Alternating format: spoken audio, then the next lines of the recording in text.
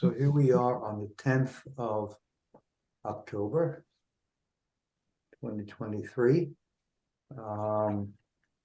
And today's program, this evening's program, we'll start with some of the relatively light related things which just seems to be popping up between our forums. So we have a few items that have risen to the level of some significance. Then we will talk about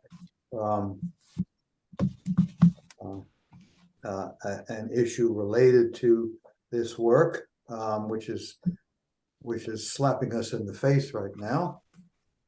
And then we'll wind up with what I'm calling a treat, which will not be recorded, to kind of lift the mood after the heavy piece that's smacking us right now. So some of the stuff that's been coming up is in the general category of our earliest ancestors weren't all that dumb. Making Enki's choice of Homo erectus seem less extraordinary, that they were more like people than like chimpanzees, Homo erectus, that is.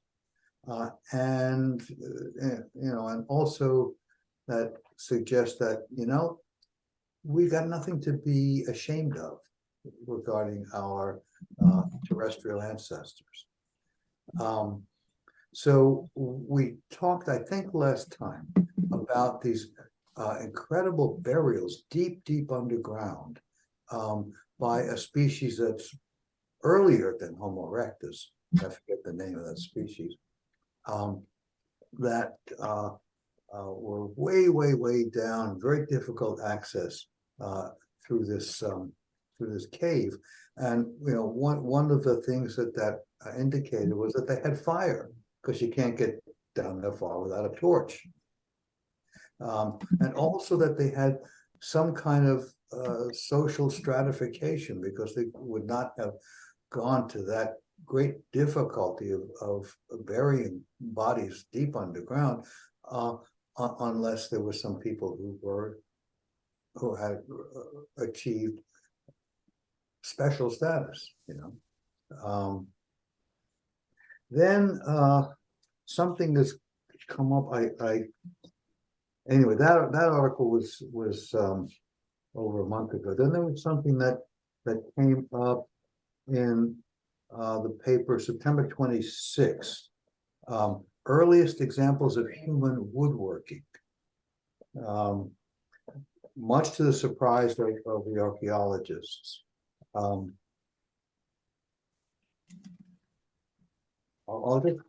think they're sure enough I can read. The leading archaeologists used grains of feldspar mineral to determine the age of these artifacts, and they came from three distinct ages along a river in southern Africa. 487,000 years ago, 390,000 years ago, and 324,000 years ago. So these are, before the laboratory hybridization. It's possible that people lived throughout all that time, or that they returned to that site, over thousands of generations. They made the most spectacular discovery in the field season 2019, and in the oldest layer of sand, they uncovered first a 4.5-foot log from a small African tree. And near the log's tapered end, they found a large notch. And when they dug further down, they realized the notched portion of the log was resting on an even bigger tree trunk. As they exposed the wood, they took high-resolution photos. And the pictures revealed chop marks on the log and the trunk, suggesting that people had worked them with axes and scraping tools. deliberate, intentional work.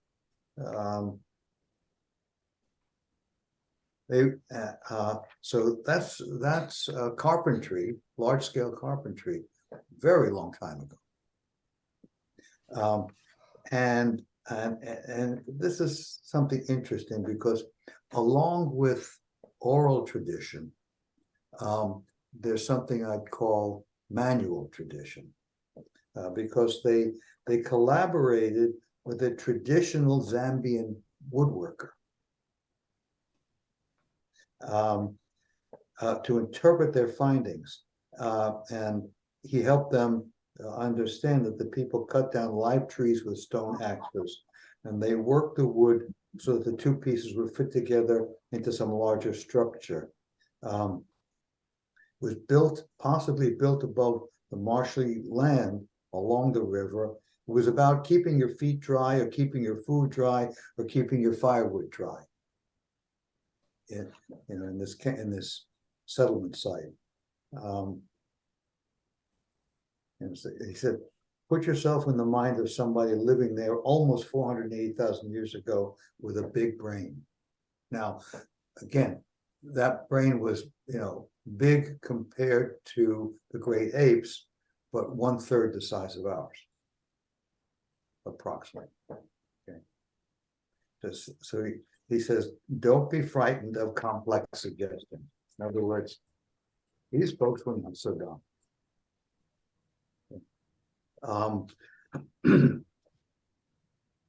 Another piece about manual tradition, this was from October 1st, sophisticated baskets with decorative geometric patterns dating to 9,500 years ago, in hunter-gatherers in Europe. Now that means that these were folks out of Africa, because the people who came from the Middle East were farmers. And so these are people who had not all that much exposure to the Anunnaki, their makers, and okay, so I said 9,500 years ago. The quality and technological complexity of the basketry makes us question the simplistic assumptions we have about human communities prior to the arrival of agriculture in Southern Europe, meaning from the Middle East, from people who had grown up with the Anunnaki.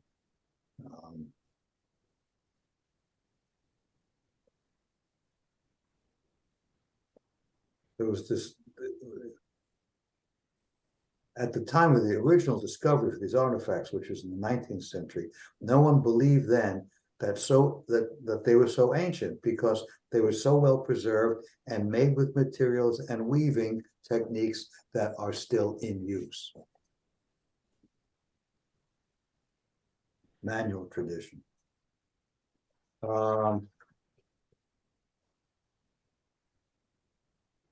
I'll skip over this one, it's not all that clear.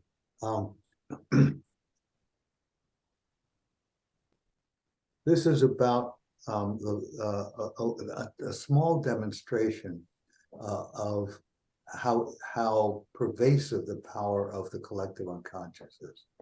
Okay, to review 12, the Anunnaki saw 12 principal bodies in the solar system: the Mercury, Venus, Earth, Mars, Jupiter, Saturn, Uranus, Pluto, plus Earth, plus Moon, plus Nibiru, makes 12.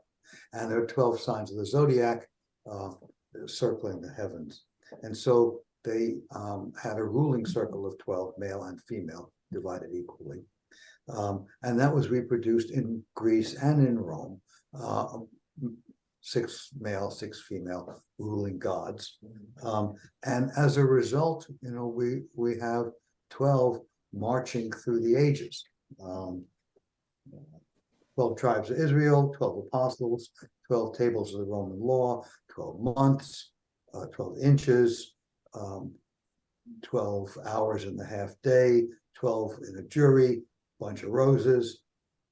the number 12 just feels right. And my reasoning, has been that it's a reflection of our love and awe for the 12 chief gods. So experiencing 12 just kind of feels good by osmosis. Well, two books just got published about how the financial rulers manipulate the world. Okay. So here we have, ruling bodies. One of them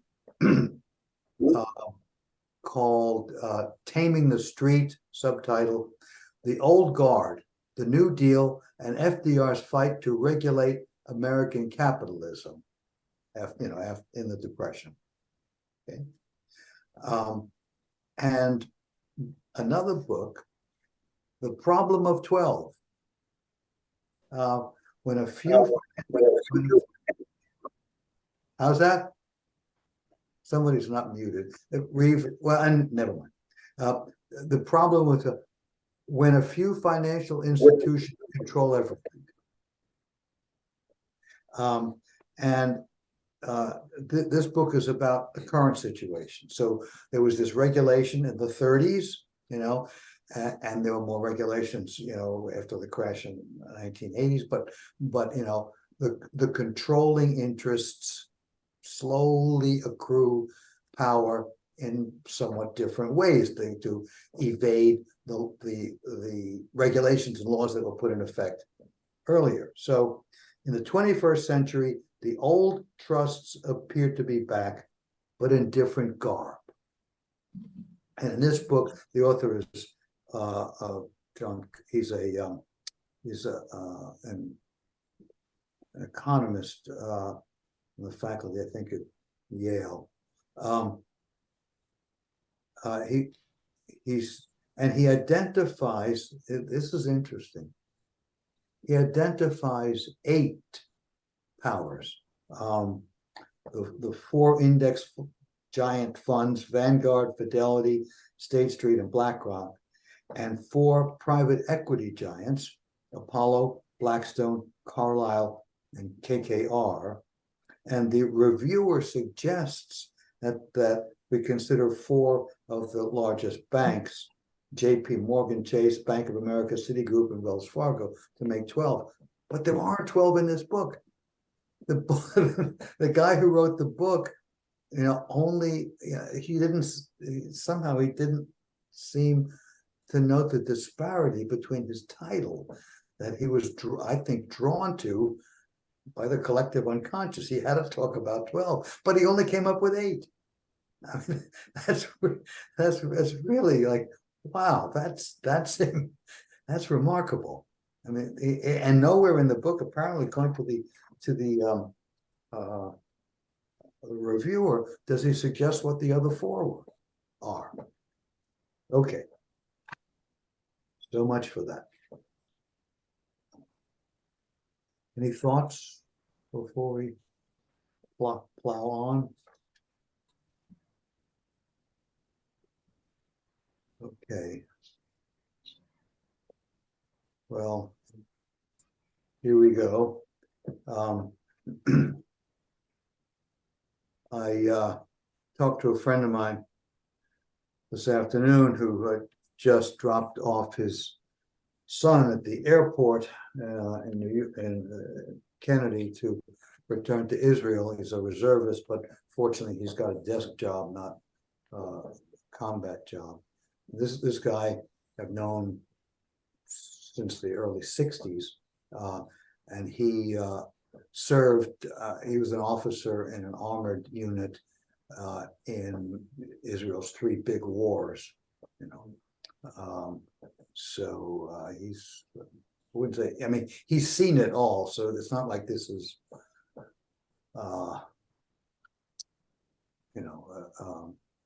disorienting him, but here's a guy who has lost men in battle, and here it is all over again. He's got a family there, of course, and so does Reeve. Everybody, Yes, I do. Everybody Yeah. safe? Everybody safe? Some are, they're all safe so far, but some are probably going to be going into Gaza. That's my problem. Uh-huh. And yeah, so they're three. I have three grandchildren in the Israeli army. Wow. Well, may they be protected. Amen. So how this, to broaden the perspective, I want to go to a section of the book of Evolution Diverted that is easy to totally miss, or maybe just skim and read lightly, or even read, but then kind of forget about. Um, and it's really about the root of all this trouble. I mean, aside from there being violence throughout the Middle East, throughout all of Mesopotamian uh, history, there's this very specific focus of violence that I call in a chapter "Brother Against Brother." So in Genesis, Cain, first son of Adam and Eve, jealous that his younger brother has found more favor with God, kills him. Now, there's specific root for that story. There is virtually the same story in a Mesopotamian tablet, where the brothers have the same names, and they are attached to the agricultural god and the god of husbandry. In other words, Enlil had more connection with plants and growing things, and Enki with cattle. But anyway, there's one brother killing the other. Ishmael, first son of Abraham, was born to his wife's servant, driven into the desert after Abraham's wife gives birth, so that the legitimate son's birthright could never be challenged. Okay. Jacob, the younger of Isaac's twins, tricks his father into giving to him his older brother's birthright. Then later on, Jacob so openly favors young Joseph that his jealous older brothers sell him into slavery. Later on, Jacob dismisses Joseph's position and blesses Judah, Joseph's fourth son, not his oldest son, Reuben, for whom Reeve is named. And then this is remarkable, when twins are born to Judah, the first one who begins to emerge with his arm gets pulled back into the womb by the other, and the one who was going to be born second emerges first. This is really remarkable, because all of these stories involve the reversal of a fundamental rule throughout the Middle East and later Western culture of primogeniture. The firstborn gets all the rights. Every single one of these is a reversal,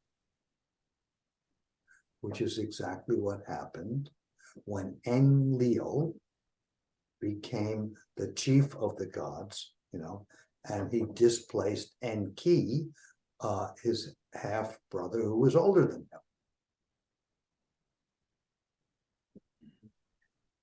him. So the biblical theme reflects that story, and the importance of it is that the rivalries between the clans of the two brothers, even though the two brothers, Enlil and Enki, settled most of their disputes relatively amicably, there was contest in their clans for which clan would have the dominant rights, because the rights descended down paternal line. So the rivalries between the clans fueled never-ending war, which was the prime source of humanity's traumatized state, because it was the humans that bled on the field, in the contest between the lords in the two different clans. Most of the rivalry was between the clans, but of course there was also rivalry within the clans. It is a very contagious kind of principle about who's going to be in charge here, who's going to have the rights and the power. So this was a shadow cast on humanity by the clan's warfare, and it was too dark to be ignored. The lofty one's fraternal conflict becomes embedded in the Jews' communal narrative in the form of the brother versus brother theme. Okay. As the Zionists worked towards founding a Jewish state, they were cautioned against treating the Palestinian Arabs with contempt. Since the Arabs claimed descent from Ishmael, who was thrown out by Abraham so that Isaac would get unchallenged rights. Nothing was more critical for their shared future than a respectful treatment of the inhabitants of the land as Jewish settlers are moving in. But the Jewish tradition never had said anything about Abraham's cruelty towards his firstborn son. God treated Ishmael well, but Abraham didn't. So it's understandable that the settlers' leaders wouldn't recognize the importance of the advice that they got. And then when they got the upper hand, they treated the Arabs much as Abraham was said to have treated Ishmael. And for similar reasons. They meant to ensure rights that they claimed were theirs, just as Abraham and his wife meant to protect Isaac's rights in the story. It's very understandable. The settlers, many of them had, recently arrived out of horrendous circumstances in Europe, unbelievable terror and trauma, and as war was looming in Palestine, they learned that there was little assistance coming their way, and they were facing vastly outnumbered forces and explicit threats of annihilation, just like we're hearing from Hamas right now. So there's no way that they could avoid the pattern of the victim becoming the perpetrator. So the Palestinian Arabs have seen Ishmael's expulsion repeated in the War of Independence, the Six-Day War, the settlements in the West Bank, all of that. And the settlers and their supporters claim rights on biblical grounds while denying the rights of the people who've been living there for centuries. Arabs identifying with the son who was sent away to die, Jews identifying with the son who was granted privileges and blessings. You can't ask for a more explosive narrative than that.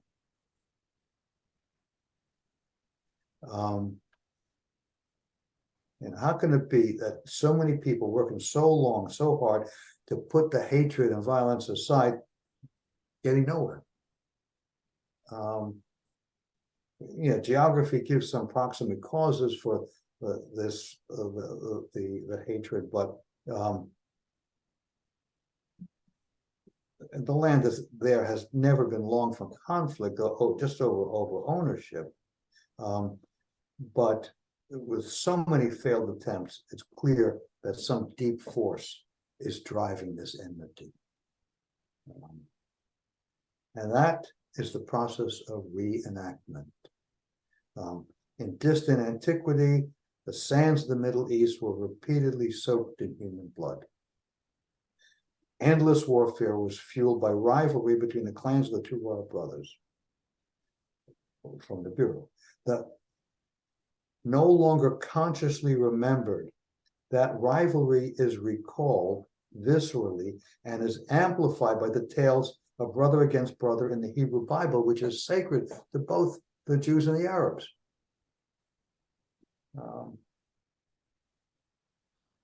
Palestinians and Israelis living where the lofty ones fought are repeatedly reenacting the rivalries of the two royal Anunnaki clans. And the violence has the qualities of the wars of the lofty ones. Both sides tend to be dominated by factions that seek victory through brutality, never relying on moderation, compromise, or reconciliation. Since victory is almost never total, it's followed by another round of violence later on. The cycle will continue until the peoples of the region wake to the fact they're caught in an endless restaging of the clan rivalry that shaped life for their remote ancestors. The ancestors in Mesopotamia, and it'll only be with knowledge of that they can begin to extract themselves from the drama that's been their fate.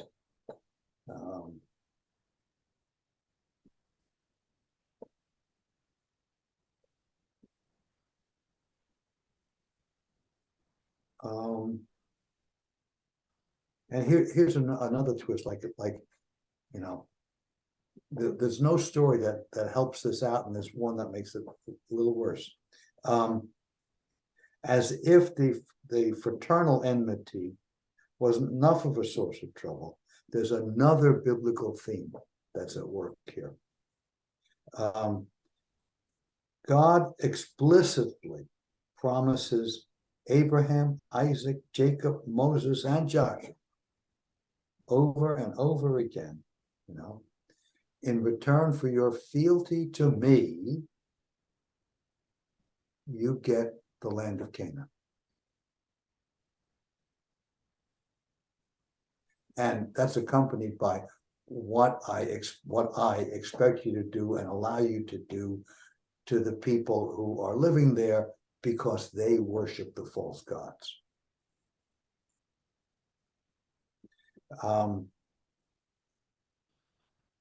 So there was a promise that the wandering Jews would have a home.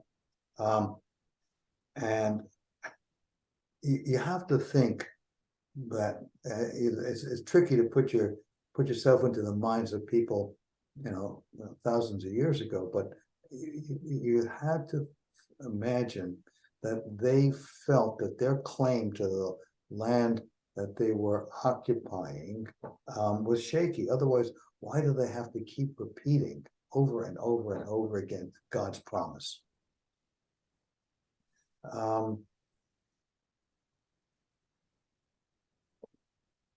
As we move into the modern world, so the Zionists held a scriptural deed, that they claim was beyond questioning. Here it is in Genesis and Exodus largely.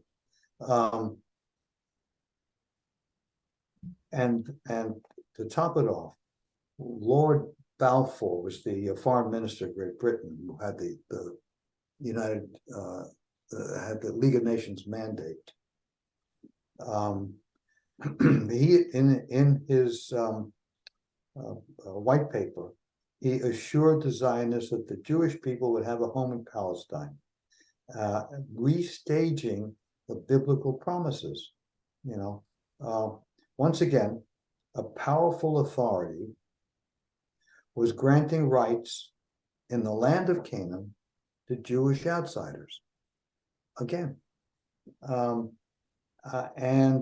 the legal instrument, the Foreign Office white paper, was called the Balfour Declaration, a document that was fervently adhered to, except somewhat selectively, because It also talked about the rights of the Palestinians. But anyway, it's kind of ironic that the author of this document that the Zionists, claimed, gave them their legitimacy. He bore the title of Lord. That's truly history repeating itself. So that's the background for this, and it's not one that can cheer us up, is it?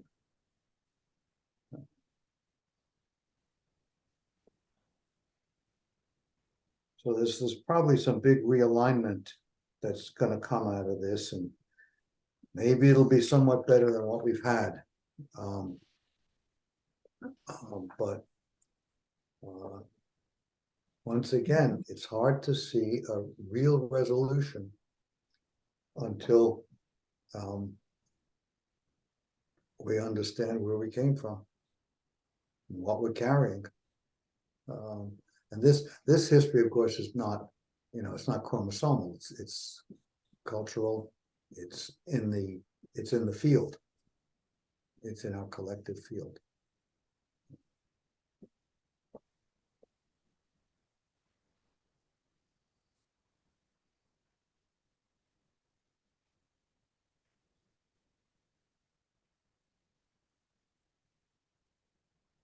Mike? Yeah. Not that it's the same intensity, of course, but the relative peaceful recent past in Northern Ireland was determined or produced how? I didn't pay enough attention as it was happening. I just assumed that some outside entity or group of entities, government and private perhaps, told both sides there's going to be enough money for what you want to do if you stop fighting.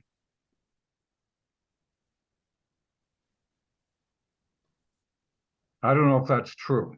I don't know. My sense of that resolution, which is a little bit tenuous, not it was a mutual exhaustion. That both sides are just we can't do this anymore. Oh, okay. I think that's what it was.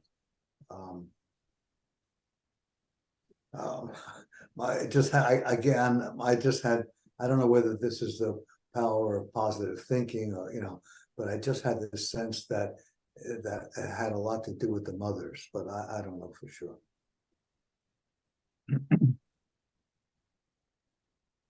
Well, it doesn't seem to have left them in poverty. Well, I don't know that the issues were so material. It was doctrinal and cultish, I mean they inherited from English tradition the visceral hatred between Protestant forms of Protestantism and Roman Catholicism. Yeah, that echoed through the ages, in the centuries. right. In England. Yes, and in Europe, all over Europe. Yeah. Yeah. Very bloody. Well, I don't know that really got resolved. I mean, they just said, well, other than saying to the effect, well, we're going to forget about all that stuff. Today is today. Well, it got resolved in France by killing or driving out most of the Protestants. Yeah.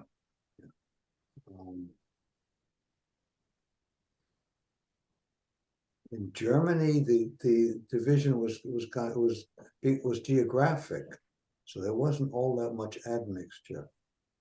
the Roman Catholics got the South for the most part. Hmm. So it's a territorial. Yeah, and other countries are, were very dominantly one or the other. I mean, the Scandinavians all went Protestant, the Poles went totally Catholic. I mean, I think it was, they were not all, there was not all that admixture. The big admixture was in England, which all got started because of Henry VIII's personal rebellion.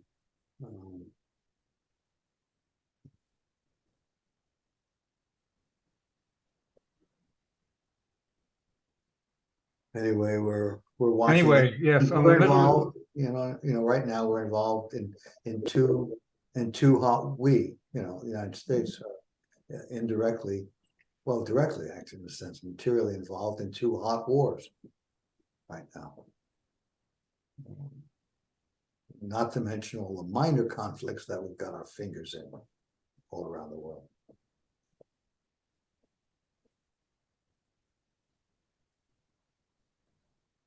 But that's in our inheritance.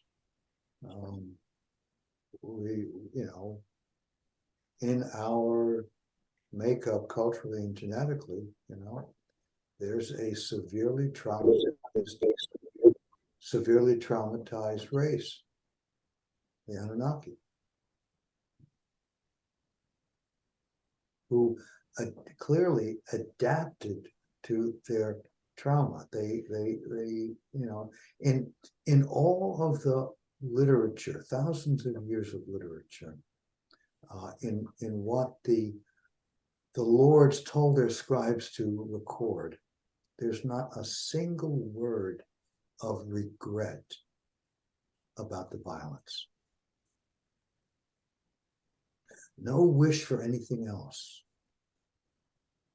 There were lots of exhortations about returning to principles of equity and justice and efficiency, and apparently over the course of time, the virtues of civic life faded out and they had to be restored. Things went bad and things had to get better. But all of those things, those directives to make things better, none of them, a single paragraph, was ever about we should have peace, which is, really pretty revealing. It was the way things were. The humans, the original humans were servants, but that was the order of life, except for those who had gotten away and were living on their own. But for those who were living in civilization, they didn't complain about being servants and slaves. That was the natural order, as far as they knew. And constant warfare was, well, not constant every single day and year, but recurring warfare. One city gaining dominance, finally fading out, another city getting dominance, taking over. Its king became the most powerful one in Mesopotamia, and then another one. That was just the natural order of things. There was no ending of the cycle.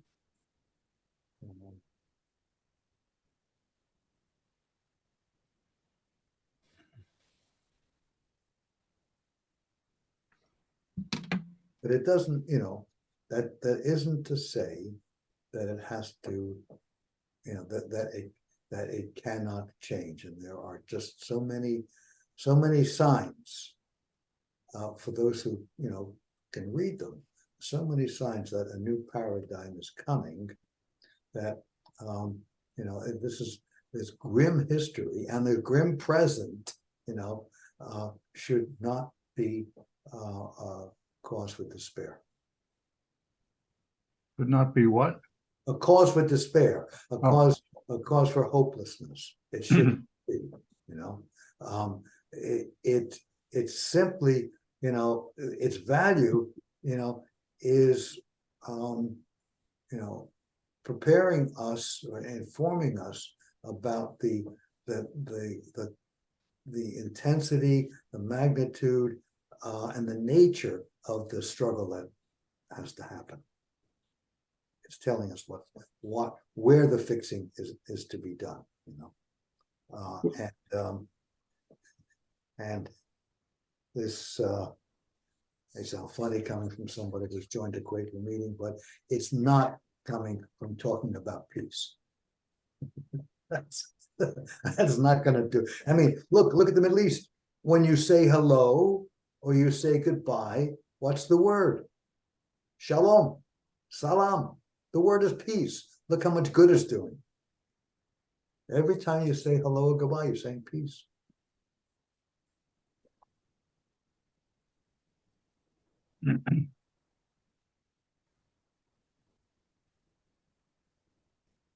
Now, if there's no more to say about that. Actually, I've got a general question. Yeah. Why do you think it is? I think your words were something like it didn't seem like there was any regret for the violence. Yeah, it's missing. It's missing, totally missing. It's just missing. It's that simple. It's not that it was never potentially a goal. Right. Okay. It was just understood that this was, you know, this was what was going to be, you know, and they went about it with, in a sense, in honorable ways. You know, they had their codes of conduct. You know, it was legitimate. Okay. Thanks.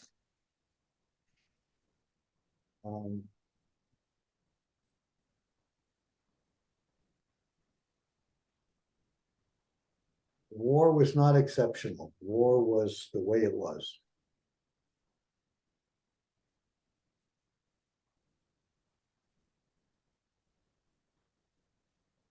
All right. What I'm gonna do now is turn off the recording, because this is something that's, you know, not to be widespread. But I can trust you all. I can trust you. I do. Besides, who's going to believe you? Okay, so ending recording.